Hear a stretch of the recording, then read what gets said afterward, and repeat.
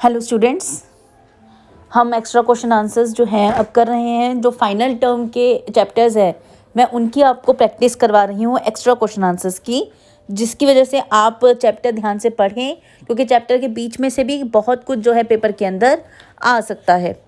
तो previous video में मैंने आपको चैप्टर 16 दिया था, इस वीडियो में आपको चैप्टर 17 द यूनियन एग्जीक्यूटिव इसके जो है क्वेश्चंस दे रही हूँ, जिनको आपको प्रैक्टिस करनी है, अपनी कॉपी में भी करने हैं।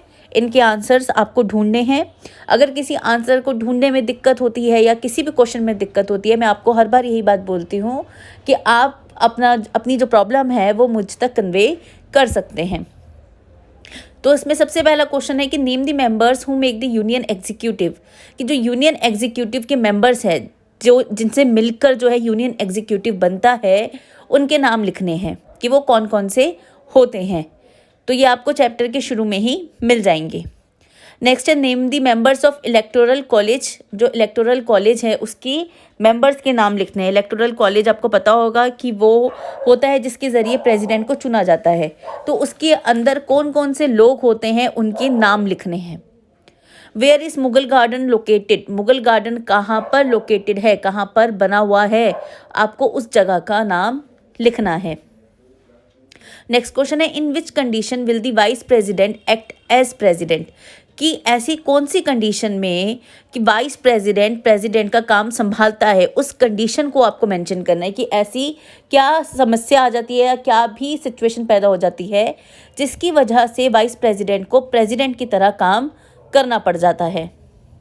नेक्स्ट क्वेश्चन है according to which the president is bound to act, किन लोगों के लिए उन लोगों के नाम बताने हैं कि प्रेसिडेंट बाउंड होता है उनकी एडवाइस लेकर काम करने के लिए। मतलब प्रेसिडेंट जो है वो इंडिपेंडेंटली काम नहीं कर सकता, कुछ लोग होते हैं जिनके थ्रू वो काम कर सकता है, जिनकी एडवाइस पर ही वो काम कर सकता है। तो वो कौन से लोग होते हैं वो लिखने हैं आपको, कौन कौन होते हैं ये भी आपको चैप्टर के अंदर मिल जाएगा। ये आपको प्राइम मिनिस्टर वाला जो टॉपिक है उसके अंदर बहुत ईजिली मिल जाएगा। नेक्स्ट है right the composition of the council of ministers, council of ministers में कौन कौन से मिनिस्टर्स, कौन कौन सी रैंक होती है उनको लिखना है। अलग से आपको बुक के अंदर मिलेगा काउंसिल ऑफ मिनिस्टर्स वाले टॉपिक में, बहुत इजीली मिल जाएगा अगर आप थोड़ा सा ध्यान से देंगे तो सिर्फ उन रैंक्स के नाम लिखने हैं।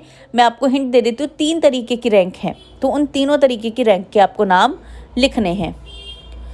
नेक्स्ट क्वेश्चन है who is the inner core of the council of ministers, council of ministers के इनर कोर कौन होते हैं, यानी कि सबसे इंपॉर्टेंट पोजीशन रखने वाली जो रैंक है उसका नाम लिखना है, वो कौन होते हैं।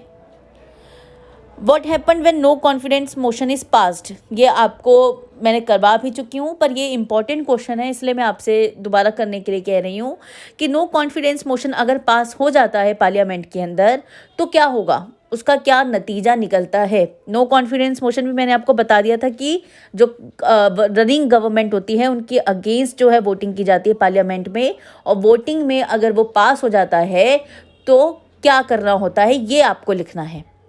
तो ये आपके एक्स्ट्रा क्वेश्चन आंसर्स थे प्रैक्टिस के लिए चैप्टर 17 के, इनको आप कॉपी के अंदर ज़रूर कर लेंगे।